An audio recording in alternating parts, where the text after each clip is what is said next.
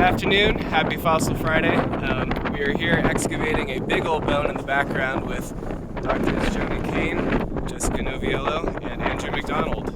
This 1 square foot of New Mexico is one of the highest densities of PhDs for quite a ways. But Andrew is the principal investigator for the Menefee project, and he's the one overviewing all the stuff going here, so I thought we would check in with you so we can go over what we've done this week so far. Alright, hello everyone. Happy Fossil Friday.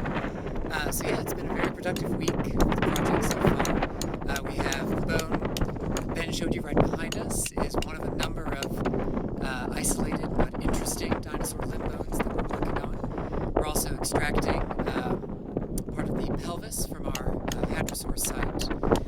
We've also found a number of interesting non-dinosaur specimens, including a lot of turtles, including some new occurrences for the Menefee Formation, as well as a really neat little crocodilian skeleton.